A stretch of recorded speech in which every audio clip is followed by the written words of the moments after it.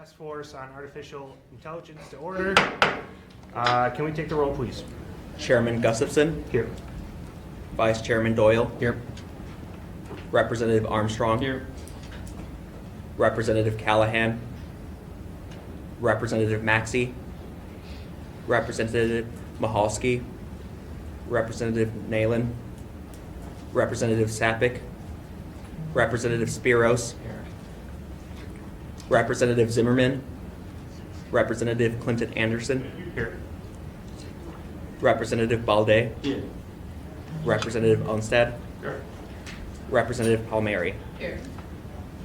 All right. So thank you everyone for being here for the final hearing on artificial intelligence. We've covered quite a bit, so hopefully we can wrap this up with a nice bow to send this off into the report process that will be drafted after this hearing is concluded. I will be meeting with all the members of this task force as well to kind of go over what we have for our report and ensure that we're all on the same page, that we can present something that is obviously very positive going into what kind of legislation that we can introduce, as well as what to look out for. So with that being said, I also want to thank Google for hosting us today. This is a tremendous opportunity, especially with your presence in Wisconsin. So I'm actually going to turn over and give you a little bit of time, whoever would like to speak here on Google and your presence. So thank you for being here. Thank you. I'm Milo Martin. I'm the Google Wisconsin site lead. So welcome everyone to the office. We're happy to host this, and we're glad to have you all here. I want to say a little bit about Google's presence in Wisconsin, especially how it relates to artificial intelligence. So we've had a presence in Wisconsin since about 2007, so quite a while now. And the charge of this particular outpost was to look 5 years out at what technologies were coming down the road in terms of data center hardware and software. So, and especially how they interact. So why Wisconsin? One of the really big reasons this was established is because of the excellent work going on at the university and being able to leverage that talent, both specific sort of programs in the computer science program, but just generally the talent for the university is really quite immense. And it started out with sort of, PhDs doing sort of pathfinding research, and has now transformed into really, in addition to that, development, deployment, actually deploying hardware. There's software being written here that every time my son uploads his homework to Google Classroom, that software is whirring around in the background. We work on some of the foundational systems underneath Gmail and all of Google's systems here in Wisconsin. So it's infrastructure, it's data center, the computers we have in the big buildings throughout the world, the software that runs there, networking, storage, analytics, database technology that underlies all of Google. In addition, we were the office that first said, hey, this machine learning thing might get big, this AI thing might get big. This was 10 years ago. Let's see if we can look at hardware acceleration or custom hardware for it. So let me talk about that. So 10 years ago, this is a while ago, we were looking forward and saying, hey, if a user speaks to their phone 3 minutes a day, just the power needed to translate, 10 year ago compute power needed was going to be immense, more than like we had in the whole fleet at the time. So we said we're going to start investing and looking at what we can do for custom hardware and other ways to accelerate these workloads that were coming to be important. So we worked on this. This was our first generation. We call it a tensor processor unit, specifically designed for accelerating this new class of artificial intelligence workloads. Then here is a more recent version, and in fact, I have some show and tell here. This is one of the servers, the 4th generation server that Google uses to do a lot of its machine learning. It's actually liquid cooled, and then you put many of these together into a big pod of systems that then together work on training and serving our artificial intelligence. Okay, and there are people in this office that are working on every aspect of that system.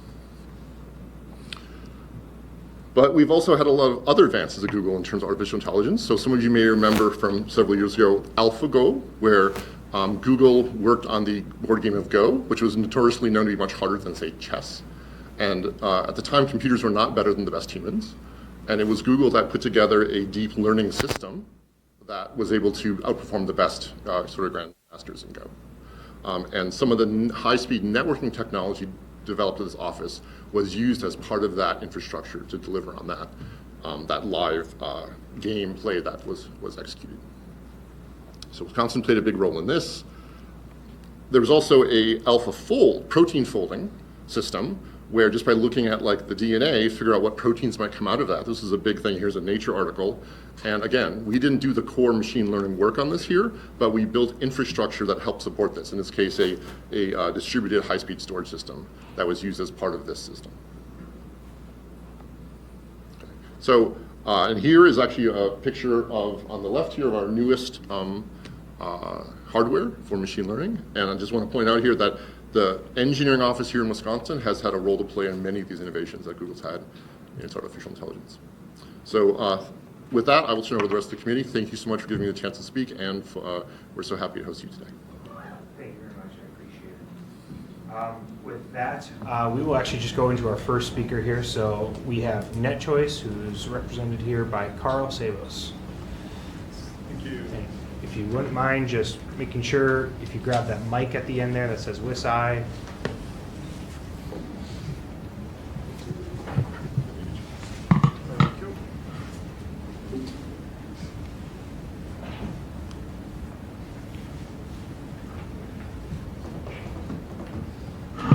Okay, I guess I have to sit down, even though, here, So the mic, just so you know, is for our access. So Hello. people who are watching Yes. online. So you don't have to walk around with it. If you just want to put it maybe on the corner, if you want to stand and just kind of make sure you're speaking okay, cool, towards it. thanks. Sorry, I spent all day sitting down. Stand up. Carl Zabel, I'm Vice President and General Counsel of NetChoice. I'm also an adjunct professor at the George Mason Antonin Scalia Law School. And so one of the things that I did want to address, because I know you've had several meetings, but oftentimes when I'm talking to people, we talk about AI and we immediately jump to, okay, let's do this, or what about this? Instead of starting kind of at the beginning where I sometimes start, which is what is AI? So they're made to lie. These are phrases that I've heard about technology. They're made to lie, they will wipe out a whole profession, and they will annihilate our privacy. These statements are actually made more than 100 years ago about the invention of cameras. And of course, they're made to lie. In fact, cameras have been used to bring truth to power. A simple example would be Jim Crow South. We better understood the atrocities being committed there because of cameras. They'll wipe out a whole profession. Well, first of all, we still have painters, we still have illustrators, and we've actually created a whole new profession, professional photographers. And they will annihilate our privacy. Well, guess what? We've evolved. We've come to accept this technology. I have at least several cameras pointed at me right now, and we have many cameras on our phones and such. So sometimes the doomsday scenario doesn't always come to pass when it comes to technology, and somehow humankind has found a way to move on. Okay, so you've heard a lot about some of the amazing things that AI will do. I just want to address a couple of simple examples that I have. One is virtual doctors. This is very near and dear to my heart. My wife and my mom. My wife's at risk of cancer. My mom had breast cancer. We now have been able to use AI to better detect breast cancer than existing radiologists. Now, this is not saying we are going to annihilate radiologists. We are going to actually empower radiologists to do more amazing things. So what is the AI system doing? It is looking at thousands, millions, tens of millions of sonograms and looking for patterns. And look, we're all smart people, but I can tell you, my wife told me something a month ago, a week ago, even yesterday that I will have forgotten. The machines won't. So when it looks at a sonogram from 10 years ago, it's just as new as the sonogram is looking at today, so it can better detect patterns and better pre-detect cancerous cells. I've got up an image on the corner. This is something I use. I use what's called a robo-trader. They're able to manage my 401k in an automated system. Guess what? That cuts down on the costs of management fees, so yay for me. And then last but not least, take it with a grain of salt. IRS, how may I help you? Probably an oxymoronic sentence. But the idea of chatbots getting integrated into governmental systems could be really good. How often have you been on hold for 6 hours only to be disconnected and then be on hold for another 6 hours? Imagine a chatbot that can actually get you information about the state of government use, government expenditures immediately. And also, government's really good at collecting data, but not necessarily looking at data. So now we can better identify duplicative uses and wasteful uses by taking big data sets and better analyzing them. Okay, so what is AI? AI has been around for a really long time, 3 levels of AI. So we've got kind of models that recognize and react. So spam blocking. Email spam blocking has been around for a really long time. That's artificial intelligence. You go and you see a piece of spam, you mark it as spam, the system's like, okay, that is spam. Well, the bad actor is going to try to change a word, try to change a vowel, try to change a noun, and then sneak its way back through the system. And if it could do that, that would be bad. So the system has to learn and adapt. So every time we tell it, hey, that's spam, it's learning and adapting and blocking. That's been going on for over a decade. Same thing's true with voice to text. Every time you go back and retype it, it figures it out, it does it better the next time. That's AI. Not necessarily new. But that's kind of the low-level stuff that we've been talking about, and the mid-level. Now, what has changed? What's called generative AI. This is the way I sometimes describe it. If I were to go to my daughter and ask her to draw me a house, she'll be like, okay, what does a house kind of look like? Okay, it's got a square frame, a triangular roof, a smiley sun. That's kind of what generative AI is doing. It's looking at big pattern sets and kind of analyzing and identifying what it thinks should be there. And it's really cool. It can do some really amazing things. It can do some kind of, annoying or, potentially worrying things, and we're going to kind of discuss that. But that should not stop us from innovating. Search and integration with Bard is such an example. So at NetChoice, we have 3 recommendations, 3 guidelines for the use of artificial intelligence. It is transparency, accountability, and security. Transparency, this is kind of number 1. Let people know when it's AI-generated content. Let people know when you're talking to a chatbot as opposed to a human being. Most of us don't care. We go to the gas pumps, and more often than not, we're more than happy to operate with a machine rather than have to go in, tell the guy $10 on number 5, and that'll get me a gallon of gas. Instead, I just go straight to the pump and make it work. So that's transparency, accountability. And I'm going to get to this in a moment. Every existing law applies to artificial intelligence just like it would anything else. Artificial intelligence is not some special category that gets to operate in this lawless world. No. Just like all of us in this room, just like every piece of technology, every car, every computer, it's subject to the same laws, rules, and regulations that we have on the books today. And finally, security. If you're going to collect sensitive personal information for purposes of public retraining and stuff like that, let people know, get consent before you do it. That's just good business. These are the guidelines. A lot of businesses are doing this. A lot of businesses are integrating this into their systems. So examples of chat. Chairman and I were speaking earlier. He's clearly a product of the 90s. I like to think I'm a product of the 90s, even though I'm much older. There's a movie from the late 90s called The Matrix. They had a wonderful ad campaign. It said, no one can be told what the Matrix is. You have to experience it for yourself. It's really good to get people actually into the theater. So I feel the same way about generative AI. No one can be told what generative AI is. You have to kind of experience it for yourself. So I actually do have a couple of examples that I'm going to run you through again that I use. This is Google's Bard. So the first was I asked it to create a meal plan for a family of 4 for the week. We love Italian food, we love Mexican food, and because interest rates are so darn high, I need it to be under $50. And also give me the grocery list. Here you go, boom. We're having spaghetti and meat sauce. The next night we're having leftovers. Thursday night it's oatmeal, or Thursday morning it's oatmeal for breakfast. There's our grocery list, boom. As a parent with 2 kids, family of 4, we're fed. Teaching. One of the most annoying things and time-intensive things for teachers is creating a lesson plan. So here I asked it to create me a lesson plan for 6th grade long division. Hopefully they know long division by 6th grade. But that is an example of taking out the boring work for teachers. And then finally, tell me why Wisconsin is the best place to live. And boom, there we go. 15 reasons in there. Don't worry, the Green Bay Packers, despite your record, are included in that list. By the way, fun fact, studies have shown that Wisconsin residents are among the happiest in the country, probably because of your low regulations. So those are some quick examples of things that AI can be used to just make life a little bit easier, a little bit better, whether it's planning out your meals. I'm not saying we're getting rid of teachers, but we're giving teachers more time to teach so they can spend less time lesson planning. And then finally, figuring out how the Wisconsin Chamber of Commerce can better recruit. Here's 15 ways to do it. So that's some simple examples of the potential of this technology. Oftentimes when I'm talking to lawmakers, one of the ways I often sometimes describe it is, it's like having an intern.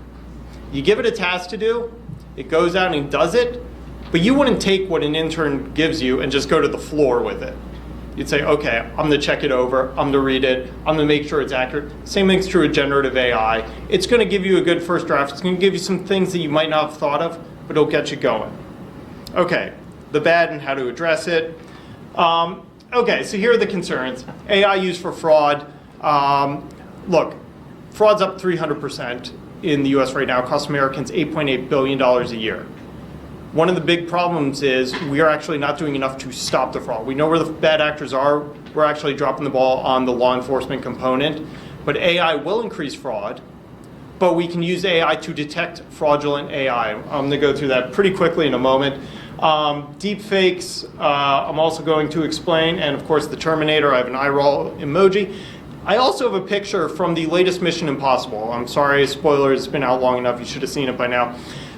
The bad guy in that movie is artificial intelligence, or if you think a little more clearly, the bad guy is government. But artificial intelligence is the bad guy. The reason I have that up there is the President Biden's executive order on artificial intelligence, he has said, was created because he saw the movie Mission Impossible Dead Reckoning and was scared and therefore created rules. I would ask lawmakers, do not base lawmaking on something that is fiction. The chairman is recommending that I go see the new Godzilla movie. I do not think we should base lawmaking on the new Godzilla movie either.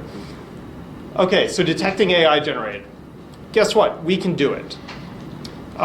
Here's something that I use when I teach my classes. I can dump the text they give me into a detection system, and boom, it can tell me if it's likely written by AI or by a human being. It does this because it does pattern recognition, it does phraseology. Sometimes if it looks robotic, it's because it's written by a robot. You can start to see these patterns. So we can detect it. Well, what about images? Okay, here's a nice computer, nice coffee, you probably got it from outside. Nope, that's a fake image. We're able to use systems to detect fake images. Just to double check, this is a picture I took on the flight the other day. Guess what? That's a real photo. Here's somebody, looks like she could be real. Nope, she's fake. So we can actually use systems to detect artificial intelligence deepfakes, and platforms like Bard, like ChatGPT, like Meta's Llama are actually injecting what's called watermarking into their AI-generated content, whether it's an image, audio, or text.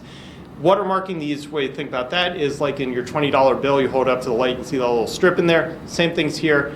We are going to have 3 categories as a result. 1, known fakes, because they're watermarked. 2, we should expect to see news outlets and similar organizations start to watermark their own content because they don't want it copied. So we'll have known legit. And then finally, the third category is a lot of known unknowns. So we'll just have to be more suspicious. Guess what? As a species, we will get by. I promise I will get through this real quickly. Approach on AI. Real quickly, oftentimes legislation runs to really juvenile definitions of artificial intelligence. This is from the Biden EO on artificial intelligence. He's not alone. I've seen many other bad pieces, but this is probably the most broad encompassing. Long story short, the definition of AI is a machine that, given a set of human instructions, does something. The reason I have a refrigerator on there is because, given a set of instructions, keep my refrigerator set at 62, the machine, my refrigerator, figures out when to turn on and off the cooling process. That's the danger in such broad definitions of artificial intelligence. For example, they could allow government to essentially regulate everything, including my refrigerator. I don't think that's the intent, but that's why if you are going to do something, I suggest you don't. The definitions matter, and they got to be exceptionally narrow, because if they're too broad, they will allow government regulation of basically everything. And that's basically not a good sign. But the good news is, artificial intelligence is heavily regulated today. Anyone who says it's unregulated or it's a lawless landscape is misstating.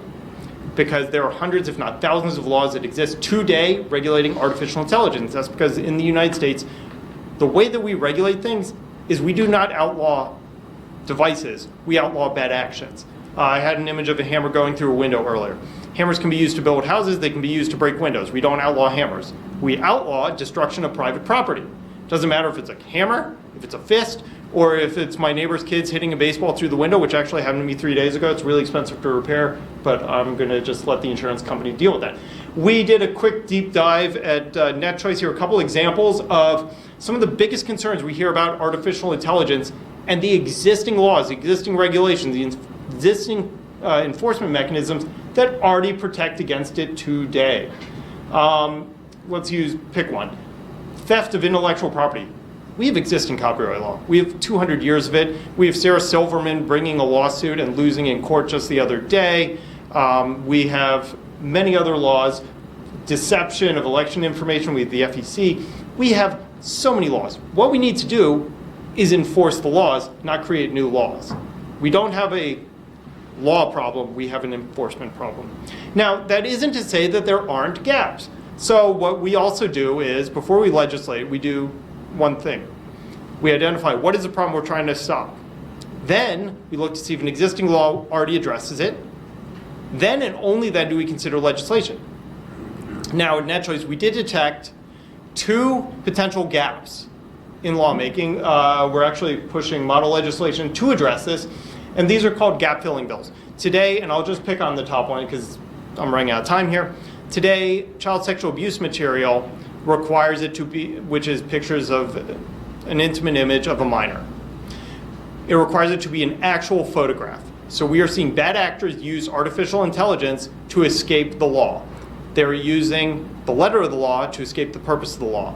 So we have model gap filling legislation to make it crystal clear that you can't just use AI to escape the law. That's an example of gap filling. I'm not creating new laws. I'm not saying AI is banned. I'm not taking a European approach. But we are identifying problems where the law may need to be updated to address it. This is one such example. And the other is on non-consensual distribution of intimate deepfake media.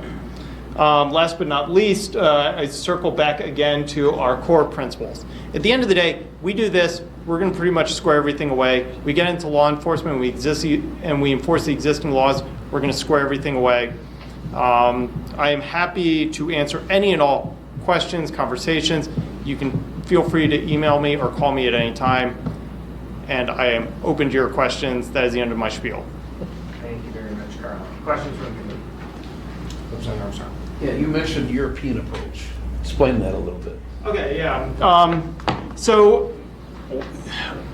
the fundamental difference between European approaches and the American approach is essentially how we view government in and of itself.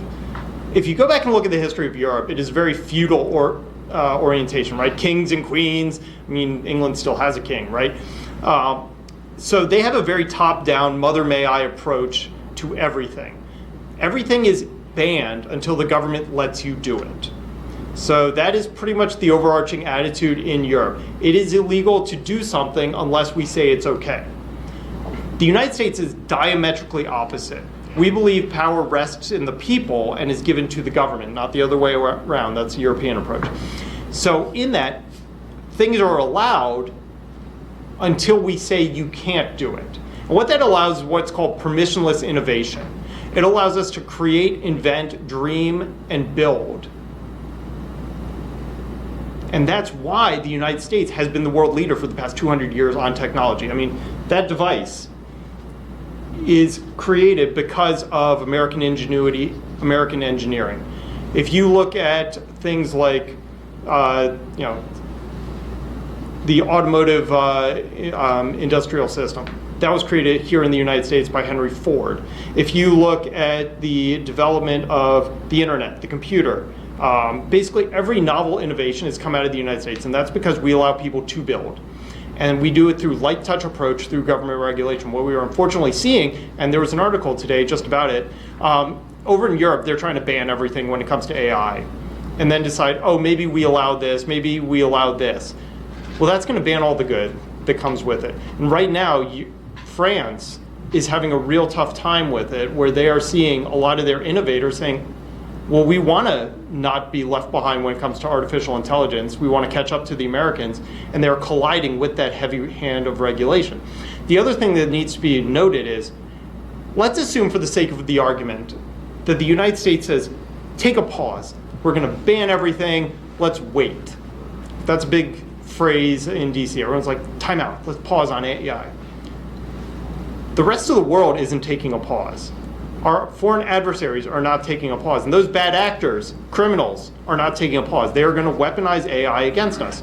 So we are left in a simple situation of, do we want to ban all the good, ban all the national defense and national security interests, and basically let all the foreign adversaries and all the bad actors catch up and sprint ahead? Do we want to be trying to spend the rest of the next decade, the next century catching up to them, or do we want to lead? And so right now, what we need to do is, if we see a problem, so AI is biased or is being discriminatory in lending. I don't care if it's a computer. I don't care if it's a person sitting at a desk. If you are engaging in illegal discrimination in lending, it is illegal.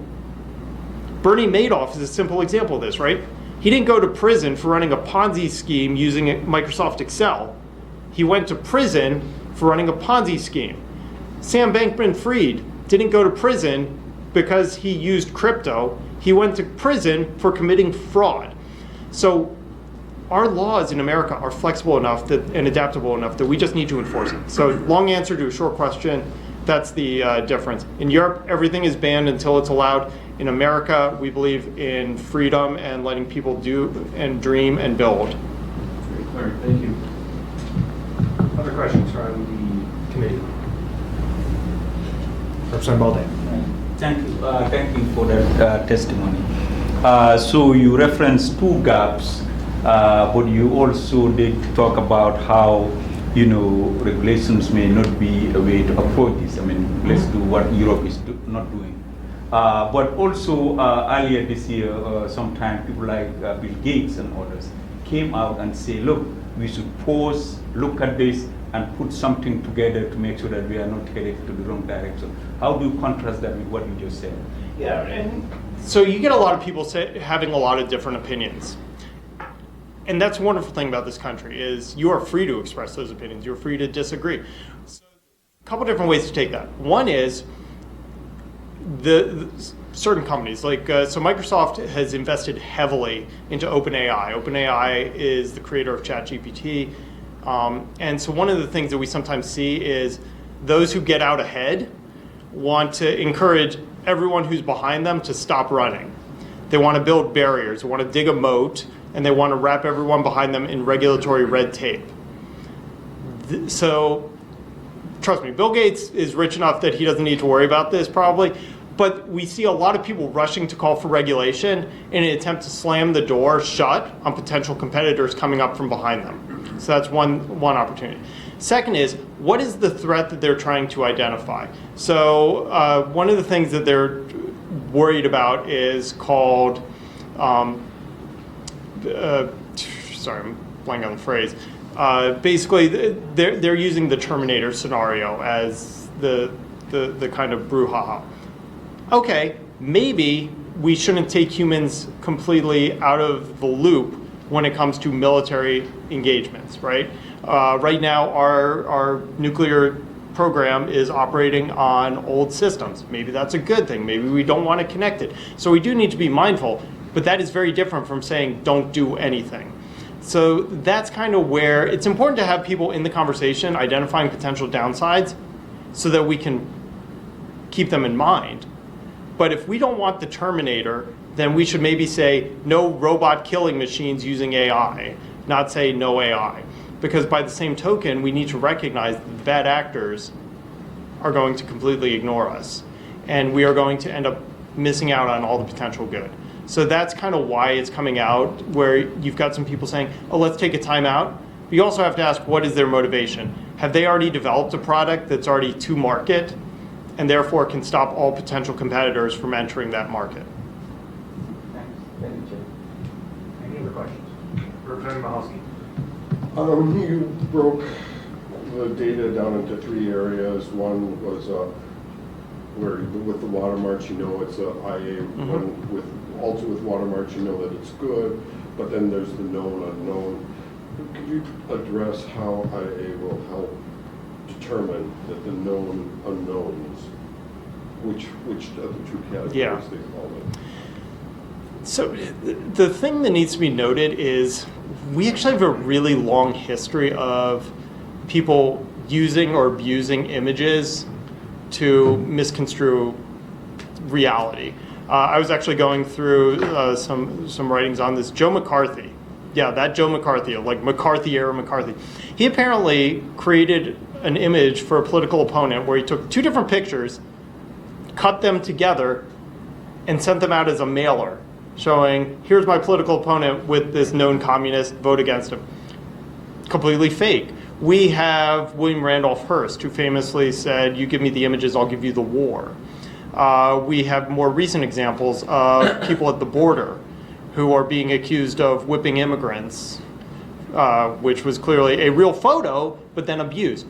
So one of the things that AI is able to do is, just as I was running those images through AI checkers, this will be an automated process. So maybe before a reporter goes to print, they do this type of check to say, wait a minute, is this a real image? Similarly, this can be included in backends on social media platforms. They can do this voluntarily, but then simultaneously what we need to do is also educate ourselves. So much in the same way that we've had Photoshop around for 20 plus years and everyone predicted that would be the end of truth, we need to begin teaching in our schools, guess what, not everything on the internet you read is true. And simultaneously, this isn't a role for government, this is a role for, this is a societal issue. We need to get better at having our news agencies report actual news rather than rushing to report something. And then that way you can get more accurate stories. For example, my pin is, got a picture of the Israeli flag. Famously, on the cover of the New York Times, the state of Israel was accused of bombing a hospital, and that ended up being completely false, but that was the cover of the New York Times.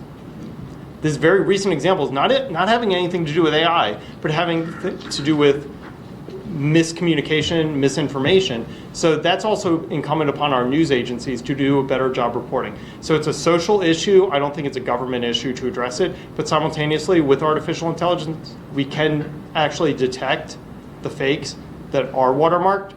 And then finally, that big bucket of unknown unknowns, that's just going to require us all to look a little deeper and not take what is given to us at face value all the time. So I won't find it for us. It'll be able to separate. So you will have stuff that's watermarked, and even if it's not watermarked, the AI can actually detect fake images, even if it's not watermarked. So the images that I showed up there, or the text that I showed up there, they did not have watermarks in them, but that was AI being able to look at the images and look at the way that they're structured, look at the lighting, look at things that are just a little off, and being able to identify it as highly likely to be artificially generated. So it's kind of like that old Mad magazine, Spy versus Spy. It's AI versus AI. So as the AI gets better, it will do a better job at detecting. One of the slides that I kind of skipped over is something called PinDrop. It's a NetChoice member. And they do voice recognition. And what they do is detect. So they work with banks. So oftentimes banks are moving to voice recognition as a way of validation. Well, artificial intelligence can fake voices. So PinDrop has created the technology to detect artificially generated voices of Carl, for example, to make sure that Carl is Carl. And they do that because it's part of their commercial incentives. Banks require that because it's part of their commercial incentives. So this is the free market innovating AI to address demands in the marketplace. So that's AI fighting AI and detecting AI, even if it's not watermarked.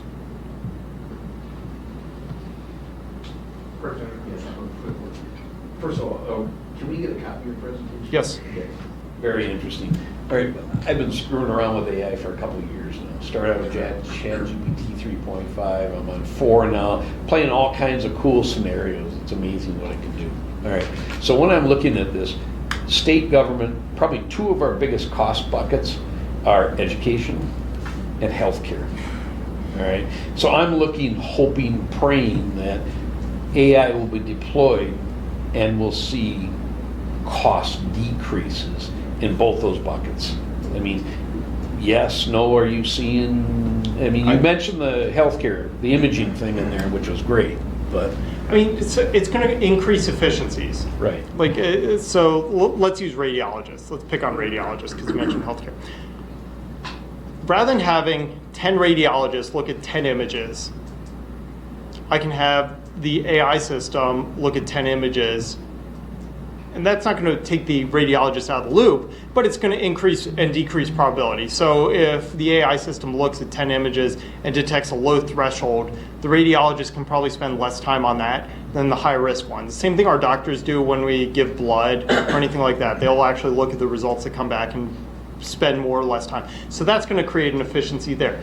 Teachers, many, like one of my good friends, she teaches over back in Maryland.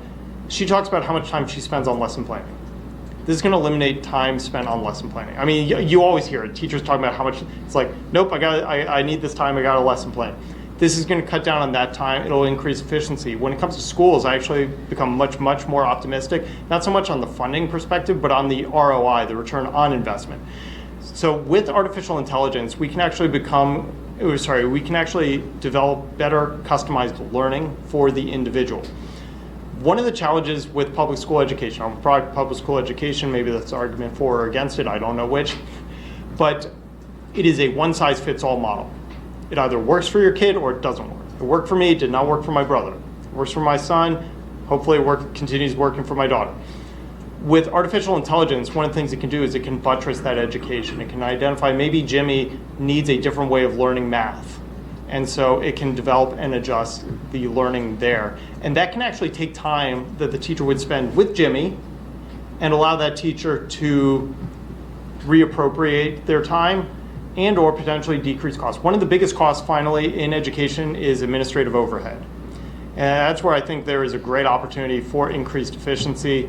I will tell you one example in education where AI is helping me personally. I get ridiculously long emails from my kids' schools.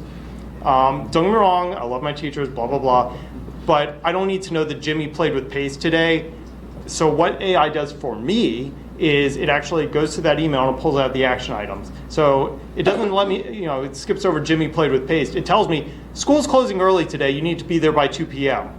So that's an opportunity of where the administrative system can actually be decreased, where my son's school is actually doing this. They took the entire school guidebook and everything, they put it online, they made it searchable so that parents can actually do quick searches to find out what's going on when something's happening. And that eliminates phone calls to the staff, and that eliminates the need for administrative overhead. Perfect. Second piece of my question. First time I've ever seen in the meetings we've had where you looked at, all right, new laws for AI, and well, wait a minute, we've already got a lot of them covered here. First time, so thank you for that. But when I look at kind of on your question as well as new regulations, all right, I've listened, and I don't want to call them doomsayers, but you've got, Connor Leahy, know him. We go back and forth in emails. Listen to, I don't know how much Mo Gadot, as far as AI and where it's going. When you hear information like the pause, I don't know how you pause because the genie's kind of out of the bottle at this point, Technology is going to innovate. That's what it does. So here's part of the problem with these arguments is if I put end of the world on this side of the scale, everything becomes justifiable, right? Because we're talking about the end of the world. But you have to look at things in probabilities and likely outcomes. So there is a probability that right this second an asteroid could fly out of space and annihilate us all.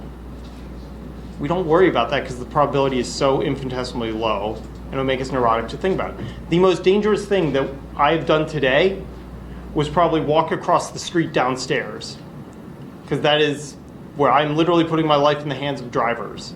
And Wisconsin people are very happy people. I'm not sure if they're good drivers. But we don't think about that. So first of all, what is the problem we're trying to worry about? Okay, it's going to take over. And Skynet is always where this conversation devolves to, or HAL from 2001, or iRobot if you want to go back to the 1950s with Isaac Asimov. Now you have to ask yourself, what is the likelihood of that happening? Low. Are these the same concerns that we heard 100 years about photographs? Yes. Are we still here? Yes. So yes, the genie is out of the bottle. So what do? We need to identify what is the problem we're trying to stop. The Terminator, okay, maybe military integration needs to be a bit more mindful. We need to think a bit more. AI is racist. We need to be mindful of that when we apply it, and we need to make sure that the outcomes are appropriate and are not biased. One of the nice things about the latter is the marketplace will actually determine that for us. A simple example is, if I as a business am purchasing a piece of artificial intelligence and the outcome is not giving me the best results, I'm going to know about it. Not only in the results I get, but from that company's competitors. Because that company, the competitors will come in and say, you should stop using company X, because their outcomes are biased, and they'll show me all the data. And they don't do that out of the goodness of their heart. They do that because they want me to buy their software. And that's how it operates oftentimes in the real world today with a lot of systems. We see that through the Better Business Bureau. Most of the complaints that come in through the Better Business Bureau that get acted upon are actually from competing businesses that don't like the fact that another business is cheating. I'm a Michigan fan, don't hold that against me. I like to think that it's the Ohio State fans that went after Jim Harbaugh and called him out for cheating, not so much the Big Ten. So that's how the marketplace itself will address that concern. But to your point, this is happening. We need to identify what are the problems that we're trying to stop, identify are there laws on the books today, and we need to enforce the laws. We do not have a lack of laws, we have a lack of law enforcement. Perfect, thank you. Any other questions from the committee? All right, thank you very much, sir. Thank you. Next up, we have Americans for Prosperity.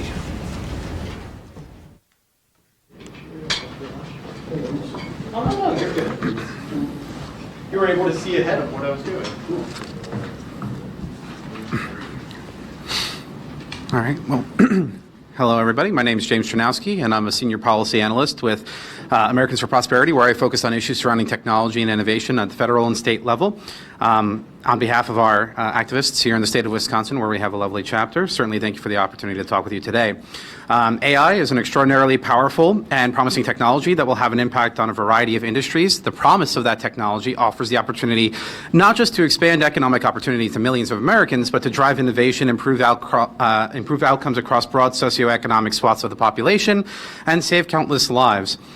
For over 30 years, we've kind of seen artificial intelligence getting used in a more internal-facing capacity by businesses, and that's helped them improve and streamline their processes and have a better understanding of what exactly is going right or wrong within their businesses. But now, as it's gotten more powerful over the years, we've seen the technology get integrated into new kinds of ways, ranging from simple things as customer chatbots to sport leagues like the NFL. Certainly, the Green Bay Packers love using advanced data analytics to figure out how they're going to go and beat the Kansas City Chiefs on Sunday Night Football, which was great. Got to go and watch that live. So that was a lot of fun. And these companies are going to continue investing and experimenting with ways to integrate AI to support travel planning and itinerary development, even the more mundane things that we don't necessarily think about, like families navigating food allergies and more. For creatives, I have a background in music, so I think that AI can be a lot of fun for serving as a sounding board to help tinker and refine with ideas that I'm thinking through, both from a musical perspective as well as art and literature, more broadly speaking. I do a lot of writing and talking with the media, so it's actually quite helpful sometimes to talk with a chatbot, as weird as that might sound, to go and think about it. And kind of as Carl was highlighting before, we do have a race going on with artificial intelligence, more broadly speaking. If we're just putting it down to geographic regions, you've got the United States, hoorah, you've got the European Union, not so great, and then you've got the Chinese Communist Party over there, very bad. I think that when you look at the way that it's playing out here is that the European Union has a pretty restrictive approach to how they want to go and govern the use of this technology. So much so that it's probably played a pretty big factor for why the first time in the most recent past that we're seeing Europeans on average getting poorer. It's a multitude of factors as to why that's happening, but their reticence to adopting and embracing technology is certainly playing a role. And And China, on the other hand, well, they don't really care necessarily about the rules of the road when it comes to virtually anything. So if we were to go and be a little bit more harmonized with the European Union, they'll just keep, plugging along with doing what they are doing. And the thing is that if we were to go in and do that, it would allow China to go and close that gap between the United States and China. And if they were to take over, we already know what their intentions are with the technology. They want to go and use it to control how information is disseminated, more broadly speaking. And that would be, I think, a massive loss for us overarching, right?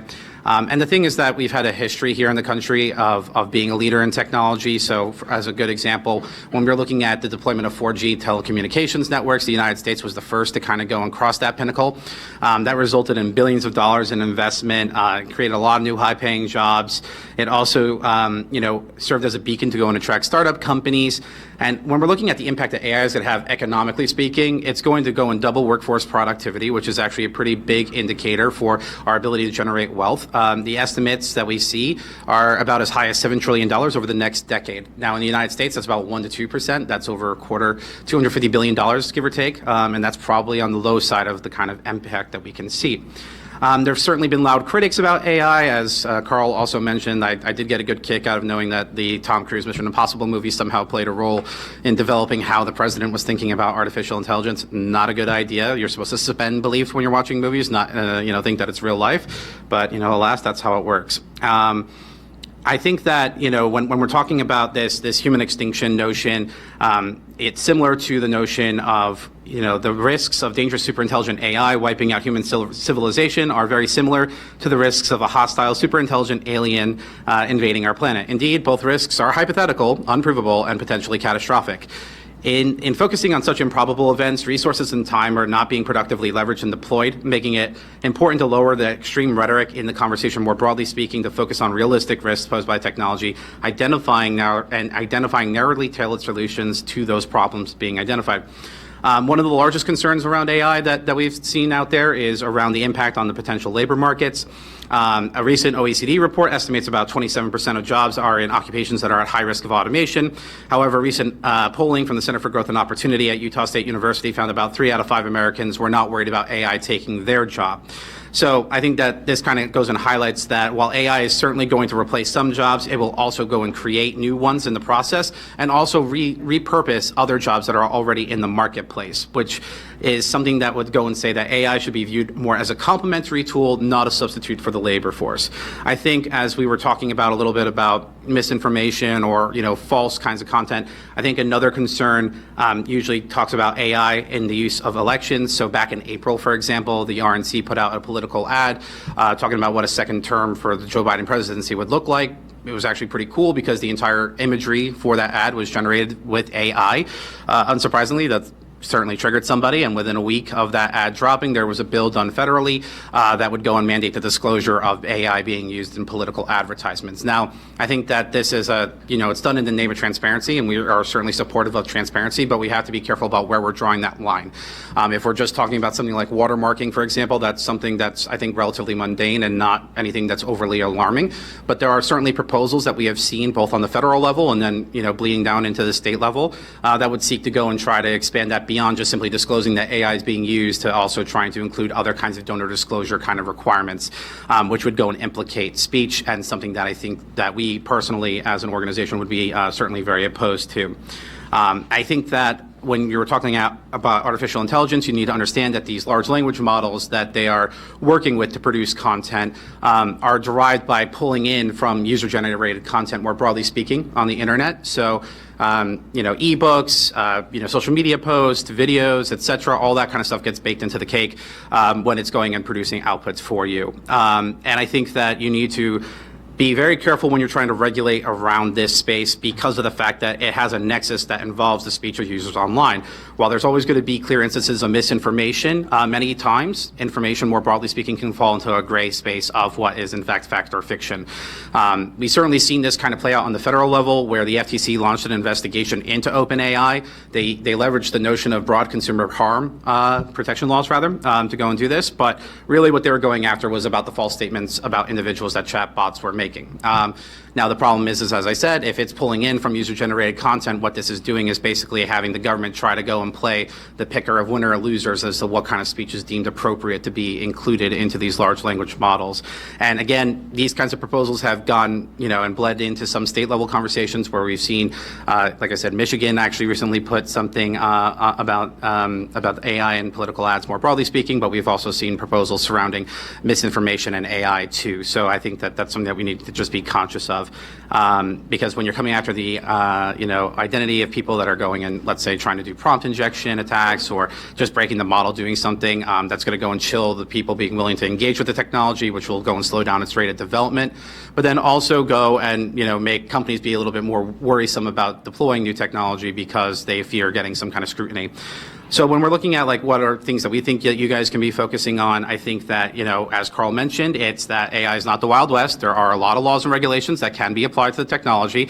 It's more about getting regulators up to speed on what the technology does, more importantly, what it does not do, and making sure that they are applying that law to the technology where it is appropriate to do so. I think it's something that we didn't go and talk about too much, but I'll just flag real fast that, again, the state should try to avoid any kind of proposals that would create some kind of licensing regime around artificial intelligence. When that happens, I think that it just creates weird, perverse incentives for companies to be a little bit more responsive to government requests if they would prefer to see a certain type of course of action from a company.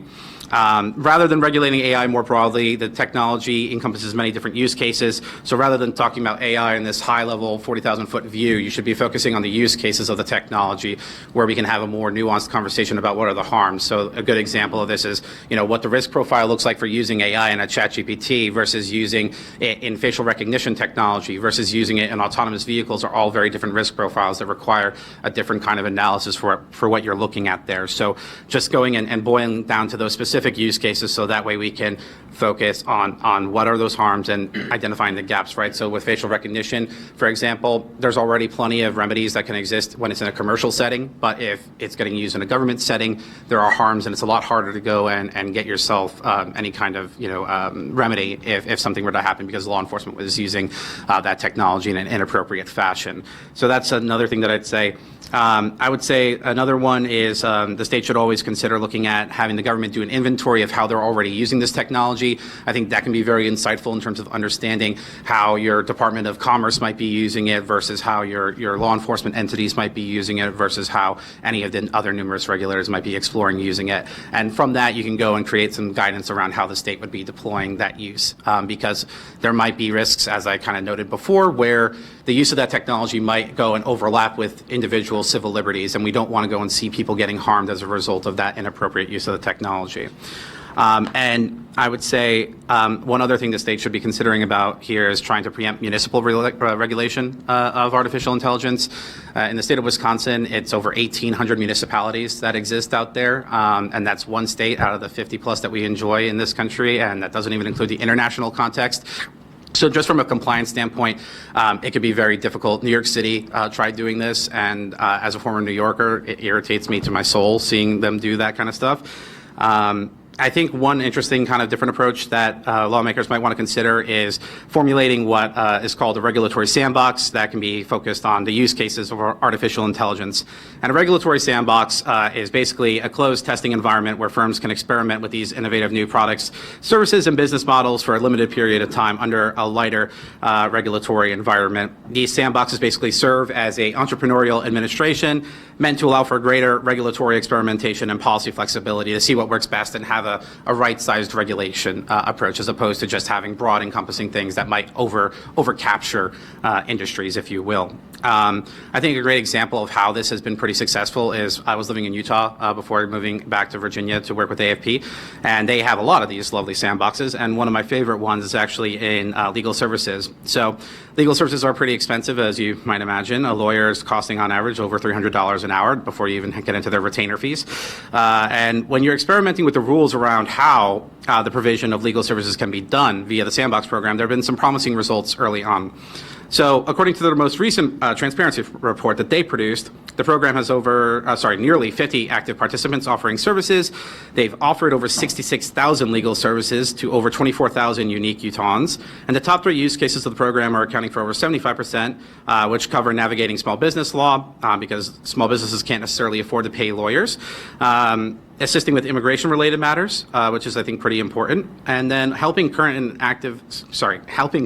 members of the military and veterans of the military with accessing their benefits, which I think is a little bit of an indictment on the VA in some respects for making it so difficult. But it's very important to know that we have something out there that's helping them get access to benefits that they rightly have earned from their service. So these kinds of programs can be, tailored to kind of fit these various needs, and certainly can be done for artificial intelligence. It can help regulators better understand the tech, as I kind of highlighted. I think that's something that's pretty important for them.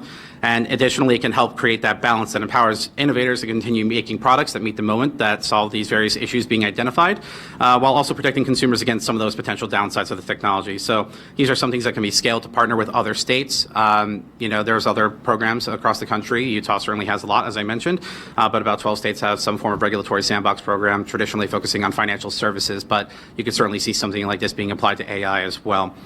So that's pretty much all I have. Thank you for the opportunity to talk with you, and certainly happy to answer any questions. Thank you for your presentation. Questions from the committee? There's none I have. Learn all day. Thank you for your presentation.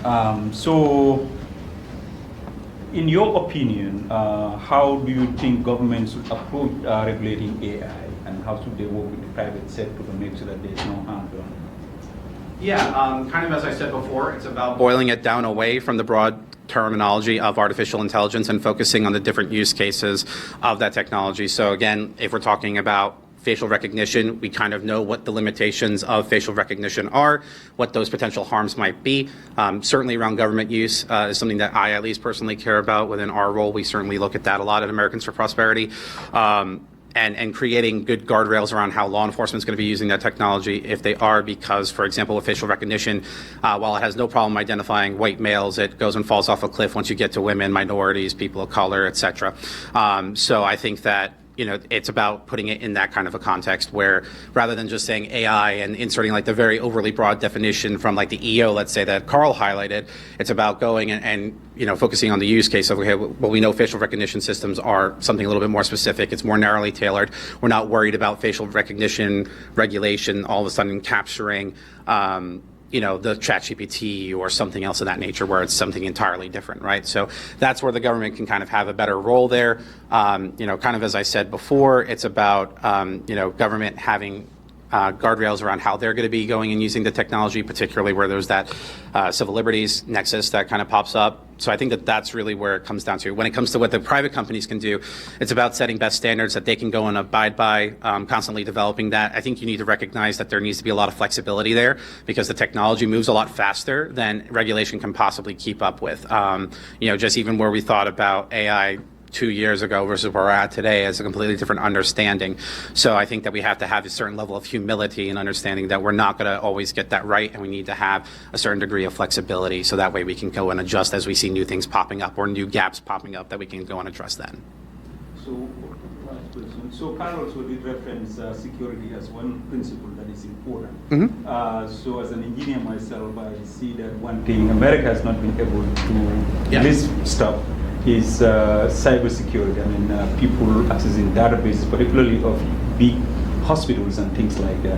What is your opinion about how that should be approached, the security component of AI as it relates to our data? Yeah, that's a great question. Artificial intelligence is actually increasingly getting used to go and help secure data that is sensitive with many of these companies.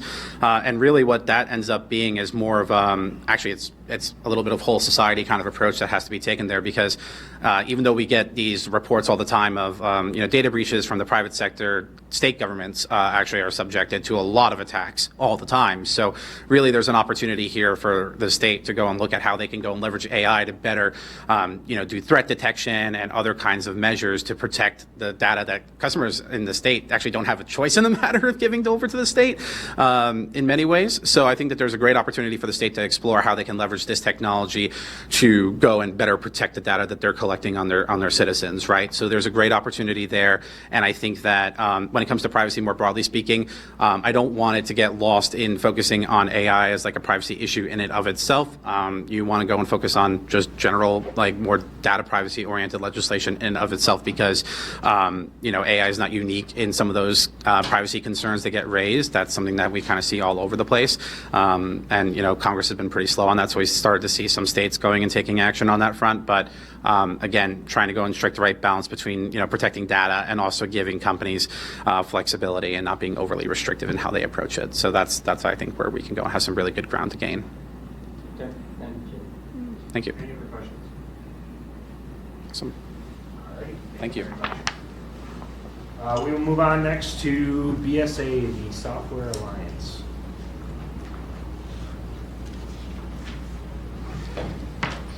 Thank you all. Good afternoon, Chair, Vice Chair, and members of the Wisconsin Speakers Task Force. I appreciate the honor and I appreciate the interest in artificial intelligence. My name is Abigail Wilson and I'm the State Advocacy Manager for BSA, the Software Alliance. I facilitate our team's work on AI and privacy at the state level.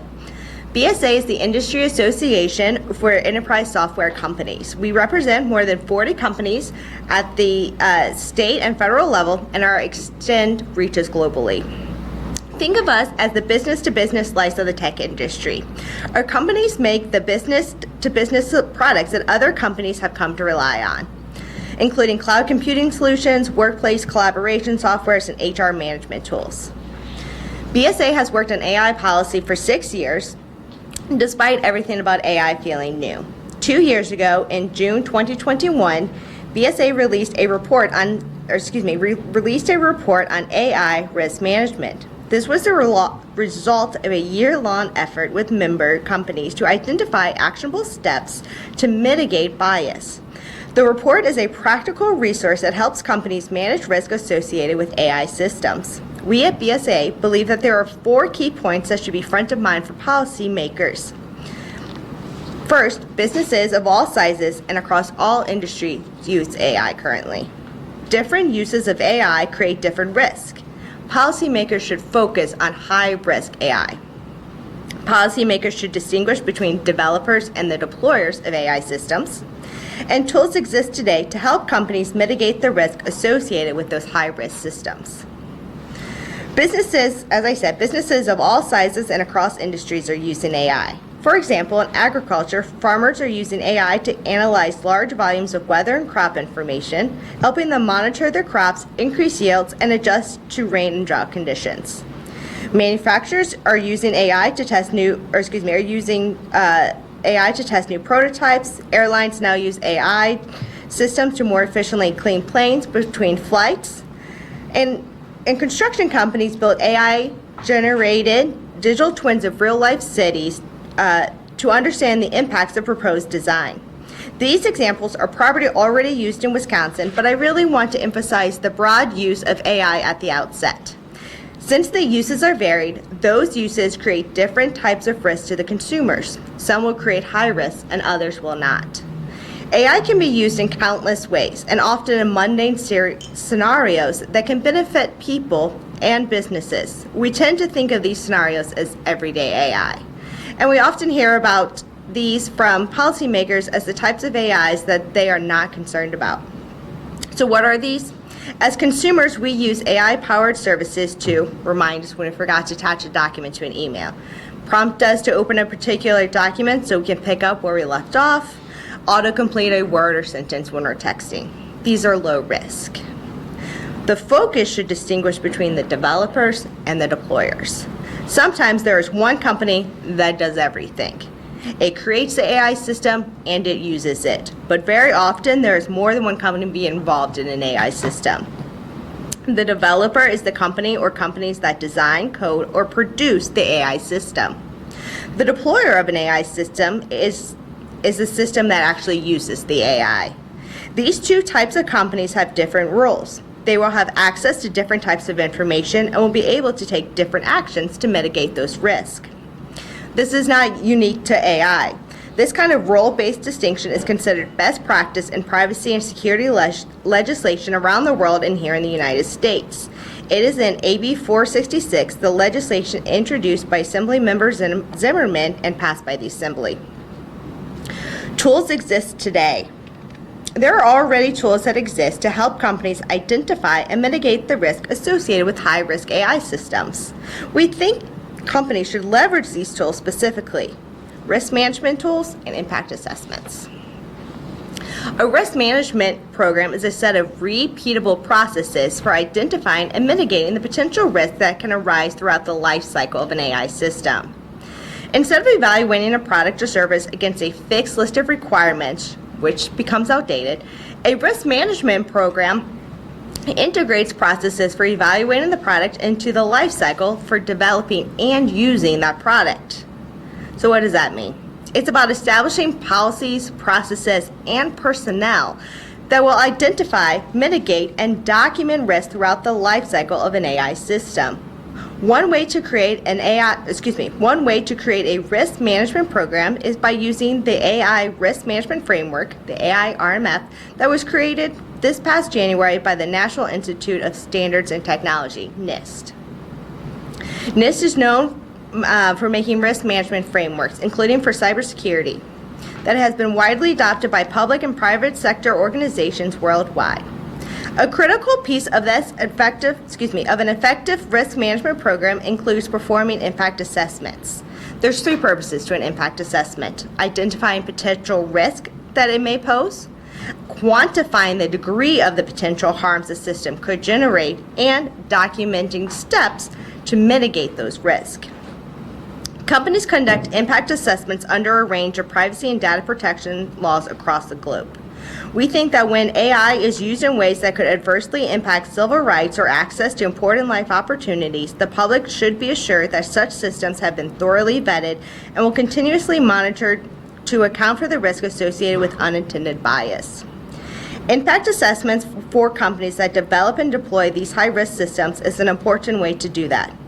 I look forward to taking any questions you might have, but before I do, I'll quickly reiterate my 4 points. Businesses already use AI. Different uses of AI create different risks, and policymakers should focus on high risk. Policymakers should distinguish between developers and deployers. There are already tools today to help companies identify and mitigate the risk associated with AI, risk management programs, and impact assessments. Thank you for listening, and I'm happy to take any questions. Thank you very much. Questions from the committee?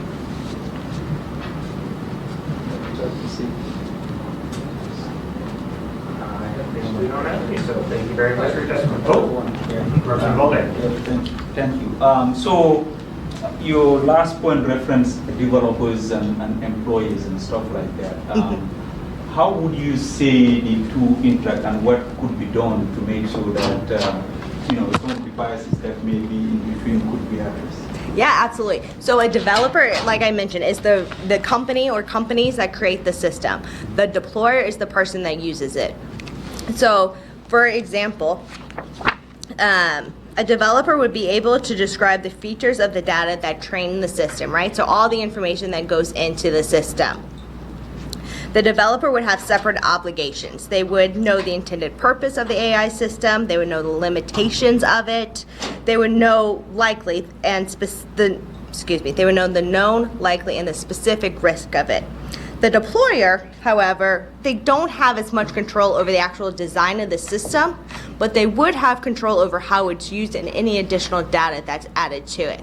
For example, if you're using a customer relations management software, the software may not have any issues, but if you decide to only use it on streets that begin with the letter A, you're going to get really flawed data that's coming out of it. The problem is not with the AI as it was developed, it was how it was deployed. You're putting in faulty data by only using streets begin with the letter A.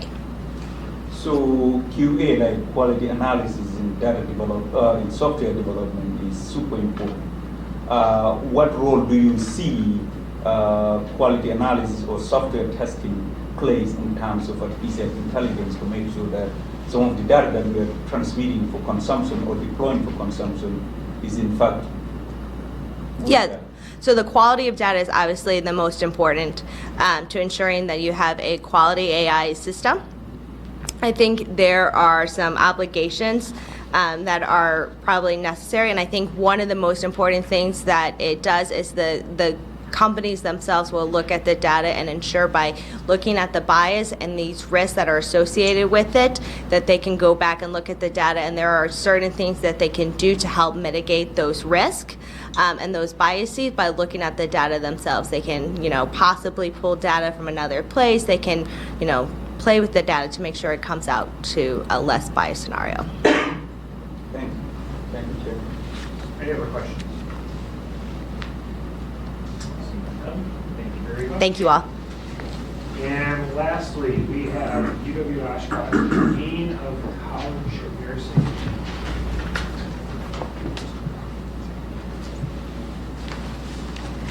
Thank you. Good afternoon. My name is Son Yoon Chung. I am the Dean of the College of Nursing at University of Wisconsin, Oshkosh, and I really appreciate the opportunity to share information about AI use in healthcare.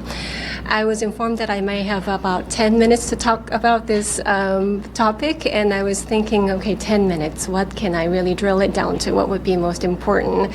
So I came down to a conclusion of sharing the use cases, common use cases that we might already be seeing that is being used, and also the existing policies or guidelines that we can refer to, and then key considerations as we think about policy development in this area.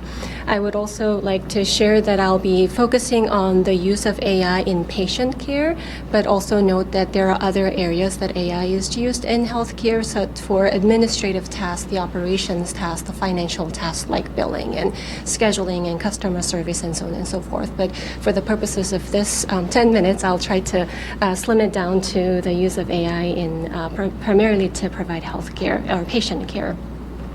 And I'll try to stick to the script so that I don't go over 10 minutes, and I might go on tangents, but I'll try to stick to the script.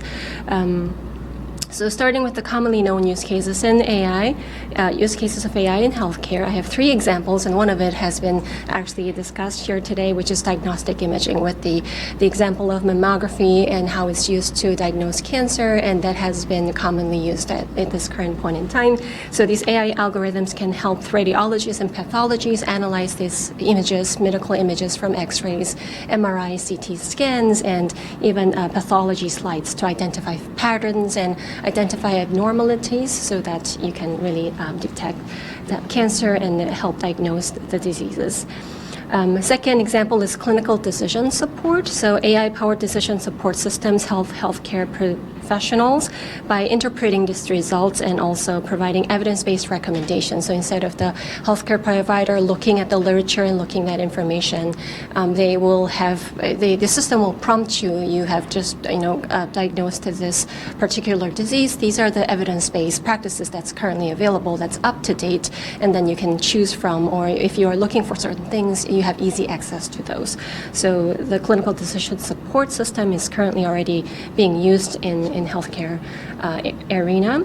And then robotics in surgery. So there are AI-assisted robotic systems that enhance the precision and the capabilities of surgeon during complex procedures. So these systems can provide real-time feedback and assist with those delicate tests and lead to improved surgical outcomes, which does help with the cost part of it.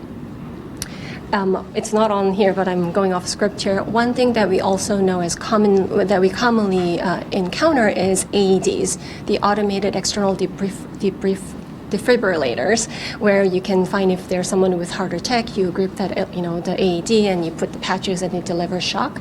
That is also AI because it is able to analyze the cardiac rhythm, whether it's shockable or non-shockable, and if it's shockable, it delivers the shock, and that's how the AED works, and that's AI. But all of these has been used, but it hasn't really been of a concern for us necessarily, but it's really more of the other recent developments with the generative part and how some of these data might be used that is not as intended as it was originally collected or originally developed might be the concern that we see more so. And then I will stop going off of tangent and go back to my script. The integration of AI in healthcare continues to evolve, offering potential to enhance efficiency, accuracy, and overall patient care. However, it is essential to address those ethical and privacy concerns while implementing these technologies in the healthcare ecosystem. So the policies or guidelines that are related to AI in healthcare that already exist, one example is the HIPAA, that is the Health Insurance Portability and Accountability Act. This HIPAA establishes the standards for privacy and security of protected health information. So AI or non-AI, we are still subject to HIPAA regulations in healthcare.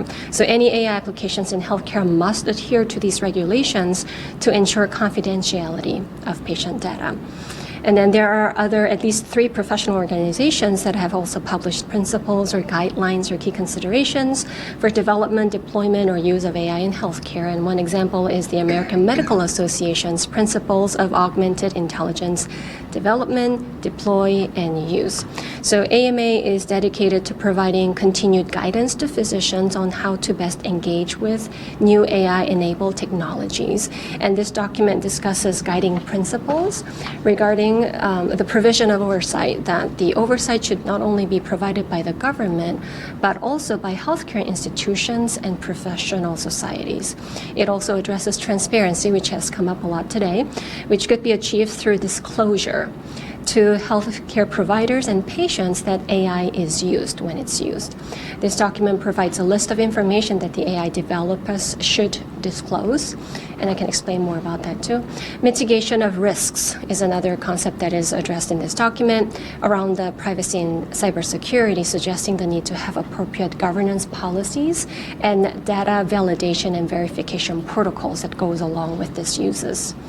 Another example is American Nurses Association that released a position statement on ethical use of AI in nursing practice, and this provides nurses with ethical guidance on the use of AI in healthcare.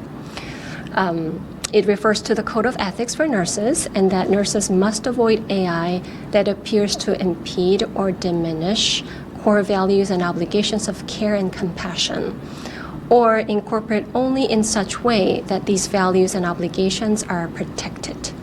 It also notes that nurses must be informed about AI, so we, as an educator, we really need to educate our students about AI so that the advanced technologies do not compromise the nature of human interactions and relationships that are central to nursing.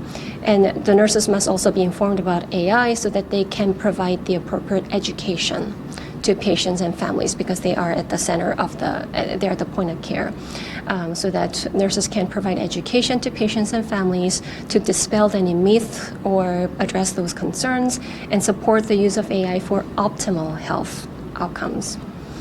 This document also discusses regulatory considerations and noted it's essential for nurses to be part of interdisciplinary effort to advocate for AI governance framework and to develop regulatory guidelines that hold AI developers morally accountable.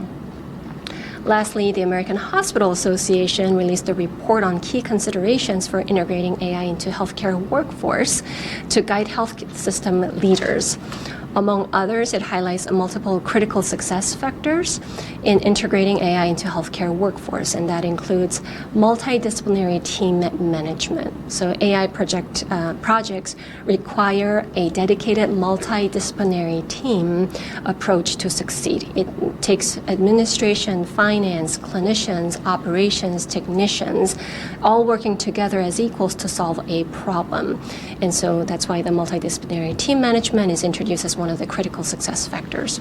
The other critical success factor is workflow integration, because the purpose of using AI in healthcare is to enhance the person's ability to do his or her job. And so the new AI technology must be easy to use and must fit into the user's existing workflow. And that's why workflow integration is another key critical success factor.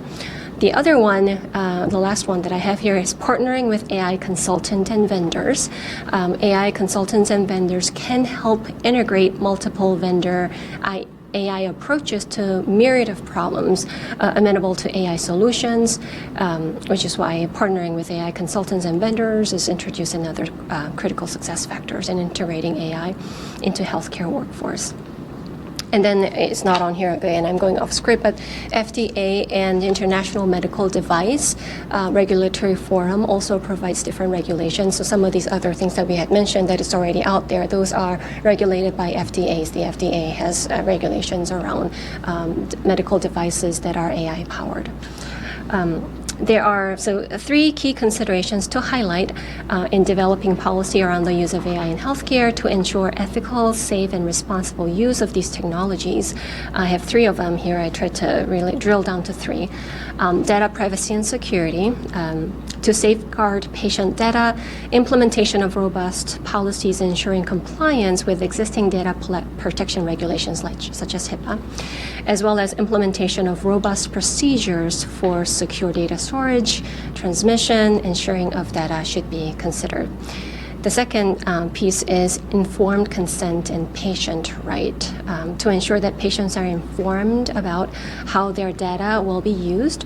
Policies that require transparent communication with patients about the use of AI in their healthcare should be considered. Clients should be provided with the option to opt in or opt out of AI-based services. Speaking of the difference between American and European approach, in European countries or European regulations, they do also not only opt out, but if you change your mind, you initially opted in, but then you change your mind, you opt out, can you actually ask someone to delete all your data that has been thus collected? Some countries do allow that to be deleted going backwards, but not all countries do that. Lastly, clinician training to enhance understanding, trust, and effective integration of AI into clinical workflow. Policies to ensure that healthcare professionals are adequately trained to use AI technologies and collaborate with AI developers should be considered. So thank you again for allowing me to share information about the common use cases of AI in healthcare, the regulatory or policies and laws that already exist, and the key considerations for policy. Thank you. Thank you very much for your testimony. Any questions from the committee? Representative Armstrong. I know I'm a pain. Do you do any research at Oshkosh on deployment of AI or potential deployments of AI? Or do you know if it's any of that's done in the UW system relating to deployment of AI in medical or in healthcare? Off the top of my head, I am not fully aware of that particular case, but what I can share is that Oshkosh is big into educating our students about the use of AI and how they could be part of the deployment or the role that they play in the deployment. And we are looking to partner with the healthcare agencies in our region so that we can be part of those research when it's deployed or when it's used, that we can really look into it together. Yeah. Representative Palmieri. Thank you, Chair. Yes, I am wondering, I think there was a reference, we spoke previously about how students are using or learning in the clinical setting or the learning environment for clinical settings. Could you tell a little bit more or tell this committee a little bit about that? Absolutely. So the students, when they in nursing school, you have to have clinical experience as part of your education. And when you go out into the clinical sites, all our clinical sites are using these technologies or electronic health record to care for patients, so that our students do have the opportunity to be exposed to these technologies. And more recently, as more of these technologies are being embedded as part of the existing technology, one example, talking about some of the other uses of AI, even when clinicians do health assessments and you have to type all of that information into a computer, that is very laborious, and there has been a lot of concern about you need to talk to your clients, but you're spending your time on the computer, that the clients don't feel like you're actually being cared for by the patient because your provider is talking to your computer, so to speak. So there has been big push to lower that administrative burden of documentation and to make sure that there is more patient, the person-to-person connection. And some of these technologies allow you to, it does voice recognition, and it can do transcription, and it can actually even summarize some of the conversations that you have with your client. So instead of spending time working on that documentation, you can actually have a conversation, and it actually is taking note of you and actually making summarizes and then making recommendations for you. So that's how we are exposing our students to these technology and start thinking about, well, how is this technology developed? Is there any bias that's intrinsic in this technology, and how do we go about it, or how can we promote patient education so that they are informed about this technology, and so on and so forth. So yes, we're big into making sure our students have that exposure and start thinking about ethical use of AI and what role nurses can play in that arena.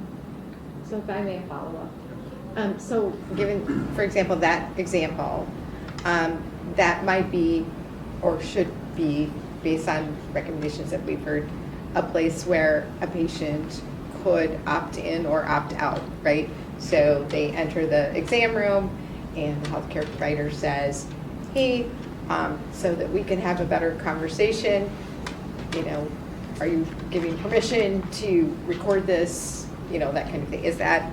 Absolutely, and in addition to that, I think some of the gray area comes into play as healthcare moves out of the hospital setting. So where we are really more moving towards keeping people healthy at home, keeping people healthy at the community setting and home.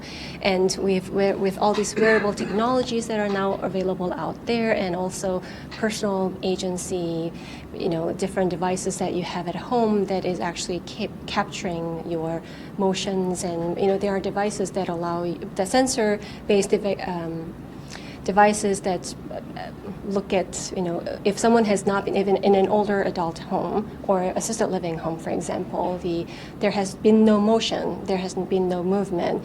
Is the older adult still alive, or is something going on, right? So when those things are being deployed in beyond the hospital walls, that's when, and if those devices are not as regulated as harshly as some of the others that are used in the healthcare, within the walls of healthcare agencies, that's, I think, when it can get a little gray, when individuals are using commercial devices or apps that capture some of these health data. How is it being used? That's, I think, where it gets a little gray. Kind of piggyback off of something you said. So my previous life was actually in the healthcare IT space, and seeing a demo of, I want to say it was Dragon Ambiance, I can't remember the direct name of it, where the patient and doctor just walk into the room, have a conversation about health, and walk out, and then the doctor can just go right to his computer, and there's the entire, pretty much, summary of everything that they just talked about, as well as already printed off and ready to go to give to the patient. That's incredible technology. I really hope that does step up here shortly.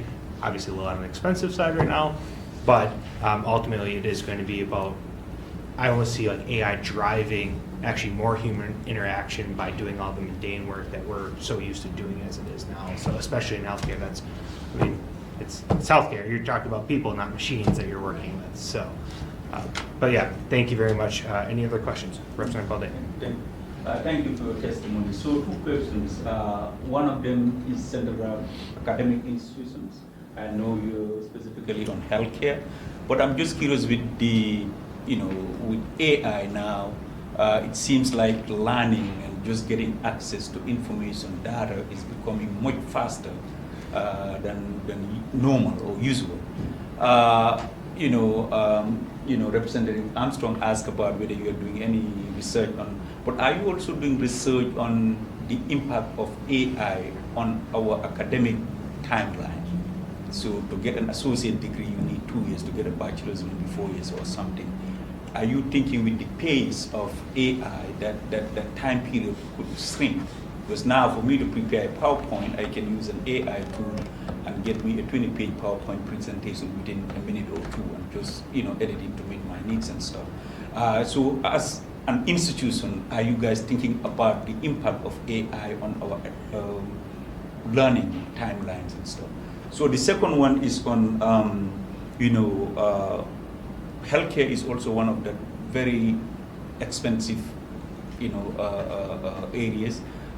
People get cancer, whatever, that ticket bill can be super expensive. What do you think AI can do? I know telehealth and all these things has reduced costs some way, but also globally, where do you see America is blessed with all its healthcare industries and stuff like that, but coming from a developing world, I know what the challenges are. Where do you think AI in the next couple of years will be in terms of global citizens wanting to have access to healthcare? Yeah, to address the second question that you had related to access to healthcare with this development of AI, if some of these, we saw ChatGPT, if you put in same questions related to healthcare, it gives you recommendations on what you should do if you're short of breath, for example.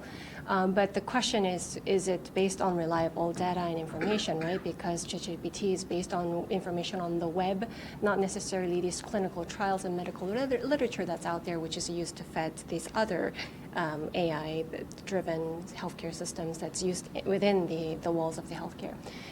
So there would be opportunities to leverage some of those AI software to provide healthcare information, to increase access to healthcare in that way, or at least healthcare information in places that you don't have access to. But we'll have to make sure that those are valid and reliable and accurate. In terms of cost associated with it, yes, by promoting health in everyone would reduce our healthcare cost in the long run. And also, I see the cost savings also coming from those preventive care. If you were only able to detect cancer with certain imaging that has been progressed, but now with these AI technologies and the pattern recognition, if you're able to detect it 5 years, before it actually develops, and you're able to do more preventive measures so that you don't get to that progressive cancer, then that's where the savings come into play. As an example, same thing with heart attacks and cardiac rhythms and things like that. So that would be. Does that address your second question? And then going back to your first question related to timeline associated with in academic, yes, it certainly helps the educators with the lesson planning and different, taking it quicker to make PowerPoints and things like that. So as an educator, it does reduce the time it takes to prepare to educate, and there's many different technologies that you can leverage.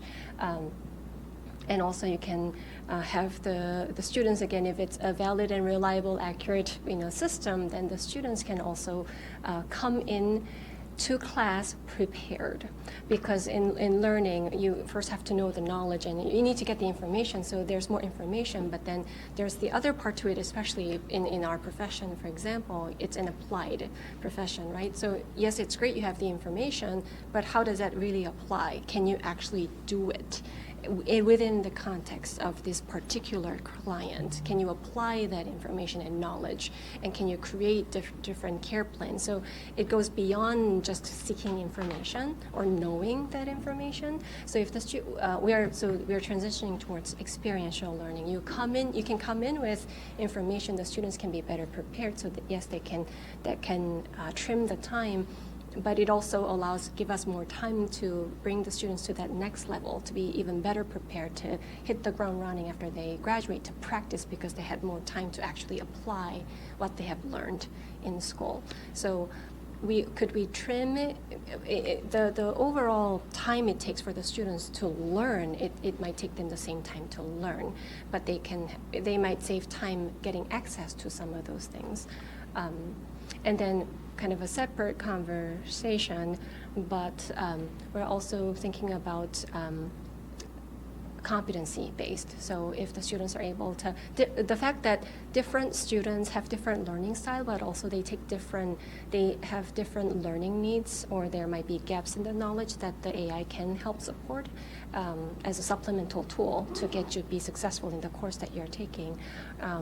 But then acknowledging that different students have different learning style and that they take different time to learn this knowledge and to be able to demonstrate that knowledge.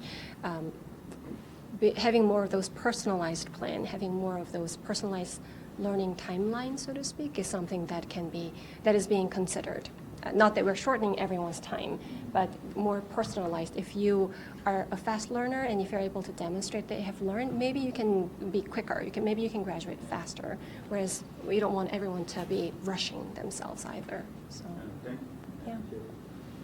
Any other questions?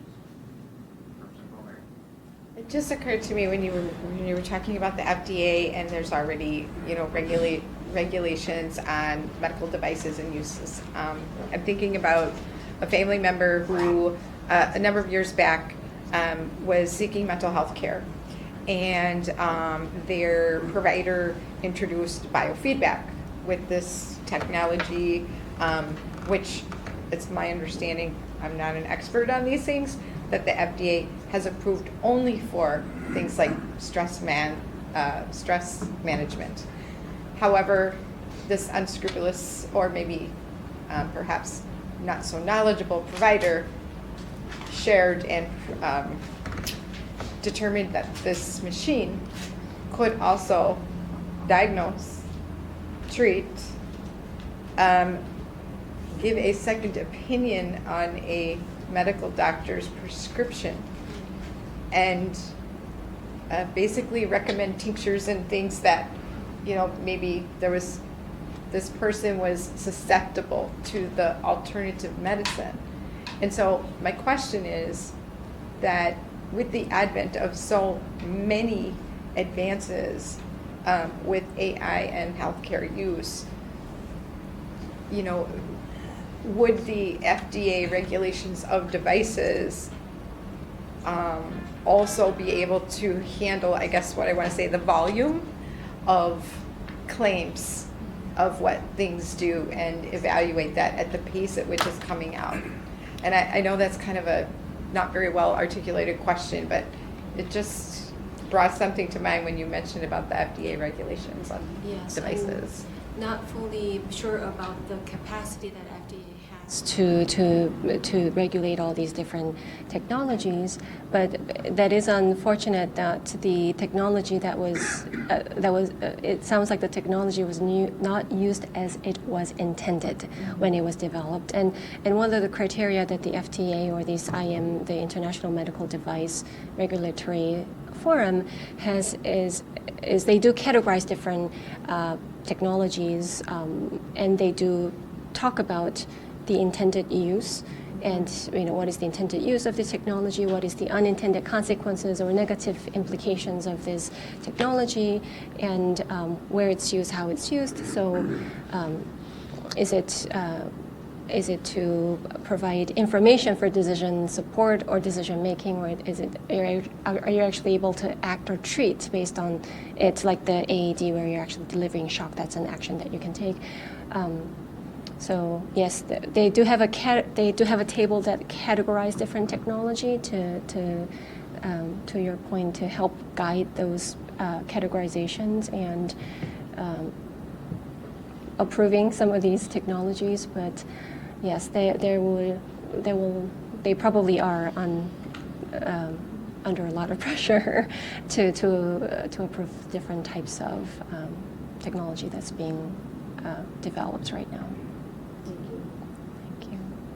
Thank you so much for making the trip down. Oh, thank you again for the opportunity. Thank you very much. Appreciate your testimony. That will conclude the final hearing of the AI Task Force. As again, I'd like to thank Google for hosting us today for the final hearing. For the folks who came in late on the task force, I will be starting the report tomorrow, and then over the next couple weeks I will be scheduling meetings with each of you to kind of discuss what this report looks like based off of a lot of what we've heard and what we can anticipate going forward. So with that, again, thank you all for your participation in this task force as well. Very insightful questions that were asked, and it really is going to be the benefit of all Wisconsin for us participating in this. So thank you again, and the hearing is adjourned. You have been watching a production of Wisconsin Eye, your unfiltered window into legislative deliberations and public policy programming, where our mission is to provide Wisconsinites an opportunity to access the legislative process and connect with conversations that inform our citizenry. Please consider supporting our mission, and thank you for watching. Wisconsin Eye, policy made public.